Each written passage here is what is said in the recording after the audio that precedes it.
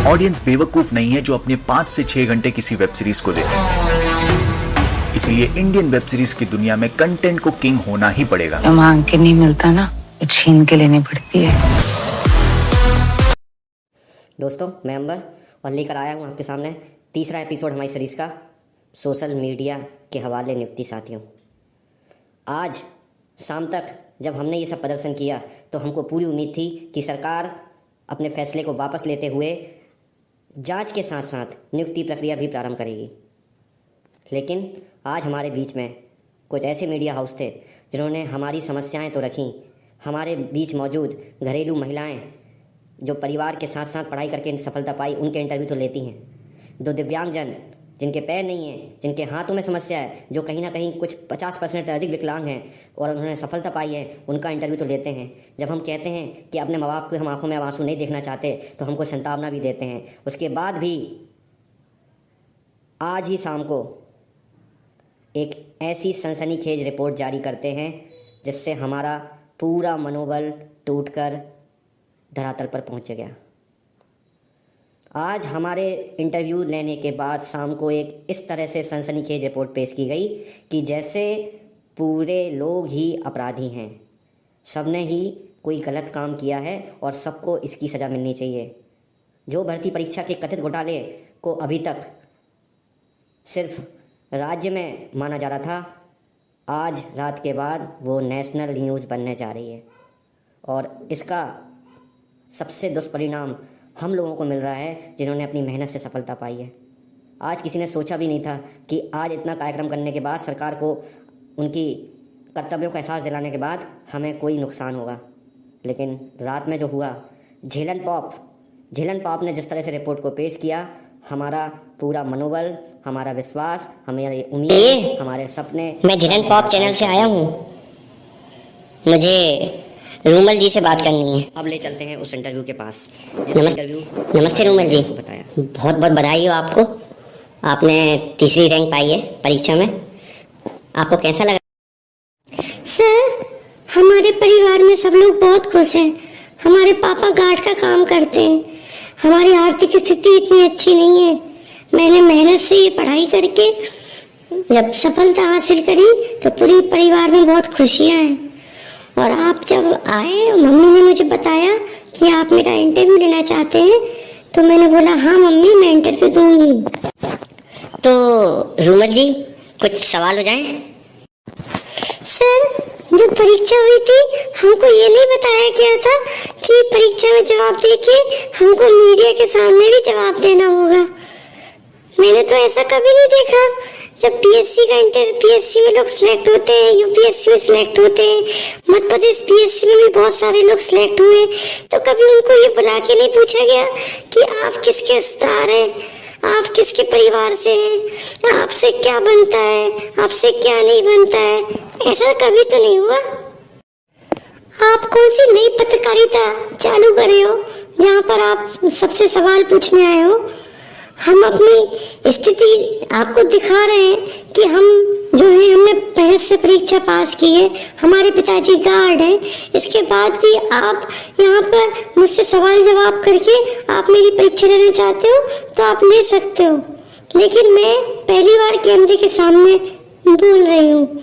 अगर कुछ गड़बड़ होती है तो मुझे पता है कि आप मीडिया वाले उसको किस तरीके से दिखाओगे, मैं सब समझ रही हूँ। लेकिन फिर भी क्योंकि लोग आरोप लगा रहे हैं, इसलिए मैंने आपको इंटरव्यू देने के लिए हाँ किया, क्योंकि जब मैं गलत नहीं हूँ तो मैं डरूं क्यों। चलिए ठीक है रूमल जी, तो ये बताइए मध्य प्रदेश के मुख्यमंत्री कौन है? जी, शिवराज सिंह चौहान। राजधानी क्या है मध्य प्रदेश की? जी, दिल्ली। सॉरी, मध्य प्रदेश की भोपाल। जी, ये बताइए मध्य प्रदेश में कितने जिले हैं? यार 49-50 पढ़े, कभी कभी सीएम की घोषणा भी कर देते हैं, तो वो गिना जाएगा नहीं गिना जाएगा, कंफ्यूजन लग रहा है बहुत ज्यादा। सर आप ना रहने दीजिए, मुझे ना एकदम से ना घबराहट सी हो रही है। चलिए रूमर जी, एक सवाल आया है मेरे पास कि ये बताइए नर्मदापुरम संभाग में कौन कौन से जिले आते हैं?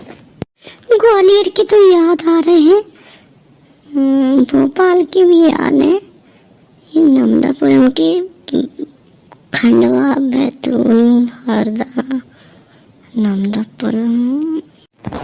सर मुझे समझ में नहीं आ रहा सर रहने दीजिए। अरे रूमल जी इतना तो बताइए। सर प्लीज बंद कर दीजिए सर मुझसे नहीं हो रहा मुझे। अंबर भैया, आप हम सबसे बड़े हो, कल जो लल्लन टॉप की रिपोर्ट आई है उसके बाद ना बहुत टेंशन हो रही है, समझ में नहीं आ रहा है कि अब क्या होगा।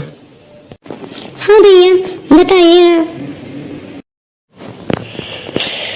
देखो कल जो न्यूज़ आई है ना लल्लन टॉप में, अब मुझे लगता है कि अब कल से पटवारी भर्ती का जो घोटाला जो बोला जा रहा है वो नेशनल न्यूज़ बनने वाली है। जितने भी बड़े बड़े मीडिया हाउस हैं, जितने भी चैनल्स हैं, सब में ये न्यूज़ आएगी और अब जो पेपर है उनमें भी ये न्यूज़ आएगी। और ये अनुमान मुझे नहीं है, आपको भी है और आपको भी सब कुछ पता है कि अब ये बात जो है बहुत आगे निकल जा चुकी है। अब हमको सिर्फ अपने सरकार से उम्मीद है कि सरकार हमारी भर्ती जारी रखे और सब कुछ सरकार पर निर्भर है। कहीं से लग तो रहा है कि नियुक्ति तो हो जाएगी अपनी, और सेंटर की जांच हो रही है तो सेंटर की जांच करके रिपोर्ट आ जानी चाहिए जल्दी। इसके अलावा तो कुछ समझ में नहीं आ रहा है, फिर भी hope for the best, God will do the rest. भैया मेरा तो बिल्कुल मन नहीं लग रहा है और टेंशन बहुत ज़्यादा हो रही है, अब समझ में नहीं आ रहा है।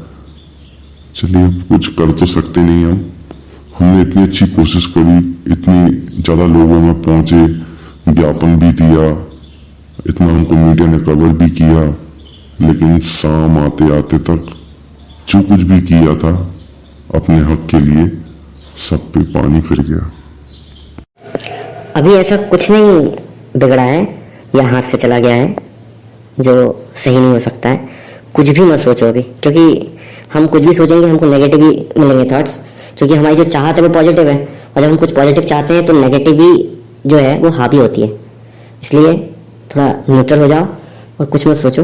अब जो कुछ होना है धीरे धीरे होता जाएगा, पता चलेगा हमको, लेकिन हम सबको अपना हौसला बना के रखना है बस। चले फिर सब सो जाते हैं सब। Good night. हाँ सलील बोल, क्या न्यूज में आ रहा है? सचिन जरा न्यूज लगाना यार। लगी ये क्या कर दिया यार, पहले तो बोला था एक सेंटर की जांच करेंगे, अब क्या पता क्या बना दिया, हमको तो ये पता भी नहीं है क्या लिखा है। न्यायाधिपति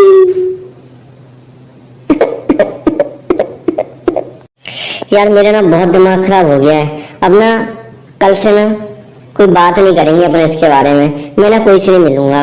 मेरा ना बहुत दिमाग खराब हो गया, अब इतना गुस्सा आ रही है कि मैं बता भी नहीं सकता यार।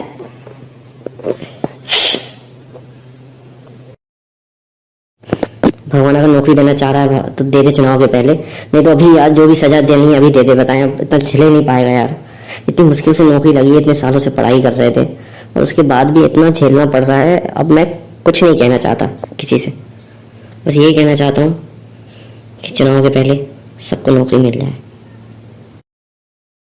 इस एक मैसेज ने जितनी भी आवाज़ें थी हमारे न्याय की, हमारी नियुक्ति की, हमारे दर्द की, सब लगभग 1.5 महीने के लिए शांत कर दी गई।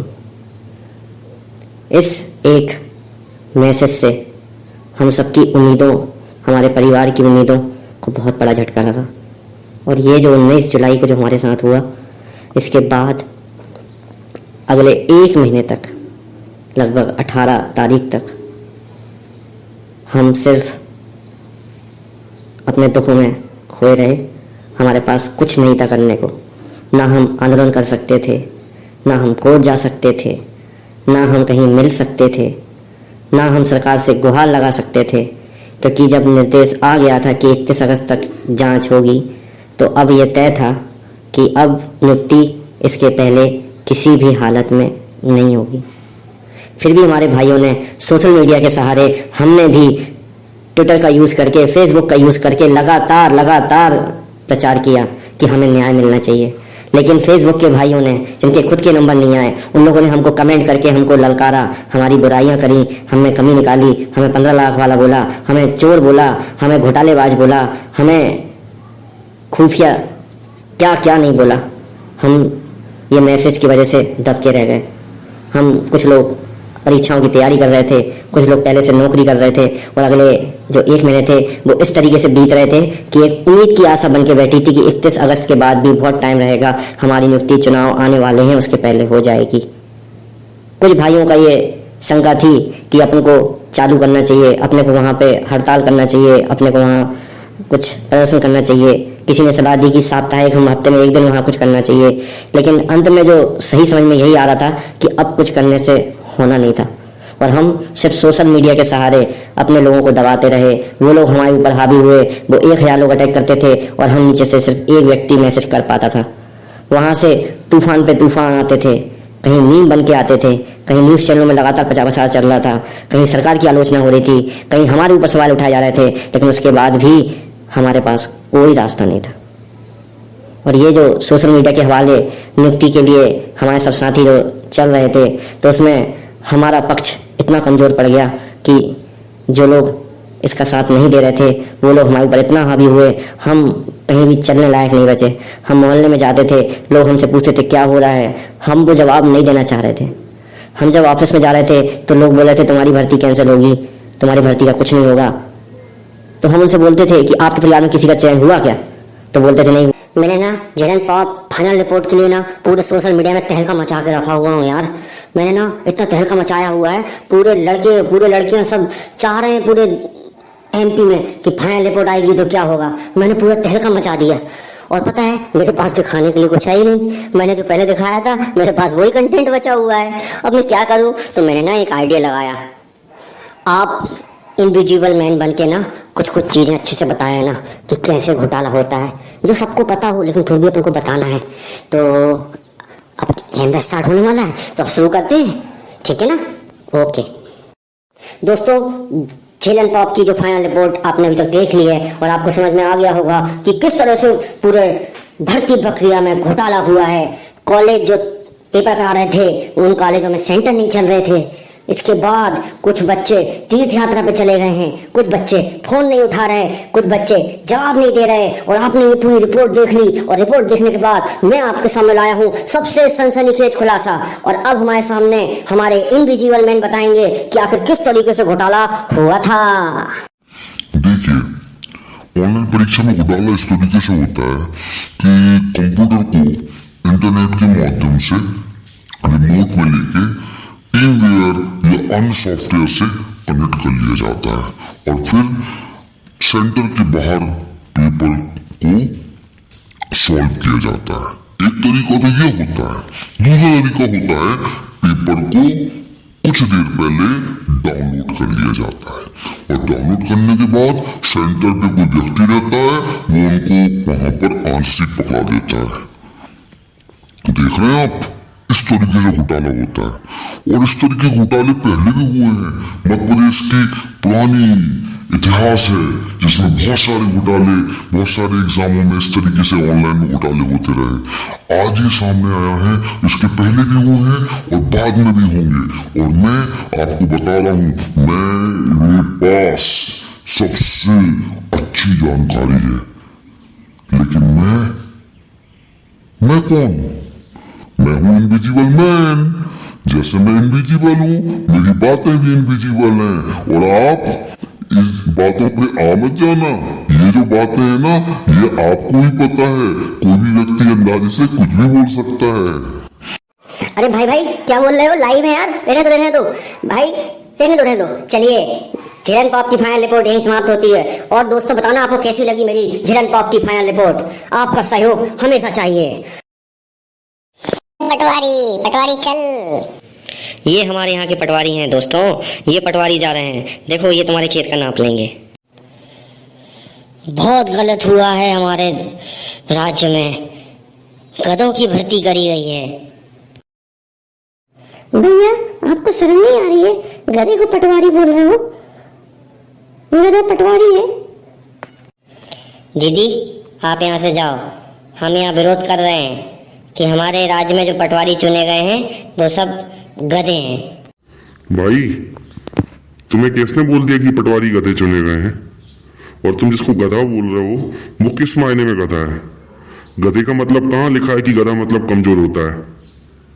गधा मतलब वो होता है जिसको कोई ज्ञान नहीं होता, ऐसा कहाँ पे लिखा हुआ है? भाई ज़्यादा ज्ञान मत दो यार, हमें कुछ पता तो है नहीं, हम तुम्हें बता रहे, हमें जो पता चला हम वो कर रहे हैं। हम मानते हैं कि जो भी लोग चुने गए हैं वो कमजोर हैं, उनका दिमाग काम है, वो सब गधे जैसे हैं। शर्म करो भैया, आपको कुछ पता नहीं है तो फिर आप क्यों बोल रहे हो? और मासूम गधों को जो चला रहे हो आप लोग, कहीं आप तो गधे नहीं हो? आपने पढ़ाई कहाँ तक करी है? आपने अभी तक आपके करियर में आप कर क्या रहे हो अभी? ये तो बताओ हमको। जब आप ये सब कर रहे हो और जब हम ये देख रहे हैं रस्तों पे टीवी में, तो हमें कैसा लग रहा है? कभी आपने सोचा है? सच है भाई, तुम लोग ना ये जो कर रहे हो इससे हम लोग कितना दुख पहुंच रहा है। तुम लोग माँ बाप के बारे में कभी सोचा है? तुम ये गधों की यात्रा निकाल रहे हो। तुम पहले खुद क्या हो, पहले ये तो बताओ, अपने बारे में तो सोचो। ये जो तुम राजनीति कर रहे हो, ये तो तुम आंदोलन कर रहे हो, ये कहाँ तक तुमको शोभा दे रहा है?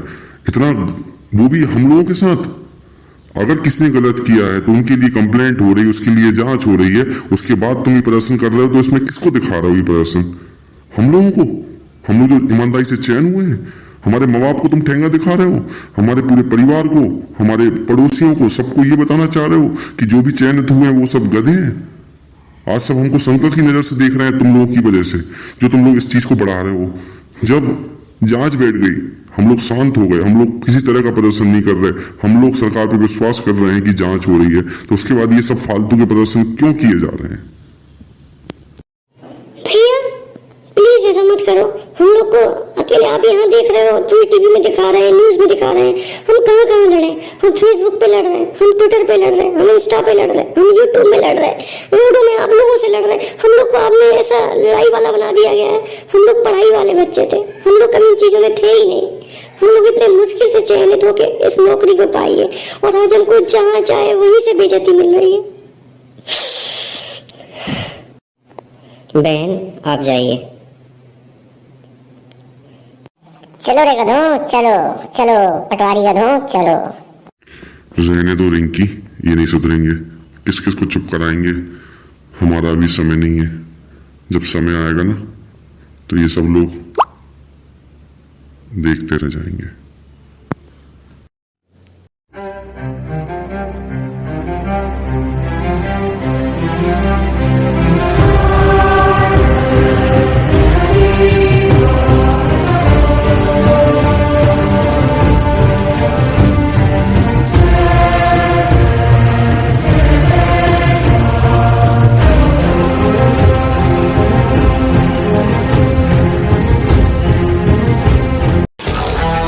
ऑडियंस बेवकूफ नहीं है जो अपने 5 से 6 घंटे किसी वेब सीरीज को देखे। इसलिए इंडियन वेब सीरीज की दुनिया में कंटेंट को किंग होना ही पड़ेगा। जो मांग के नहीं मिलता ना, तो छीन के लेनी पड़ती है।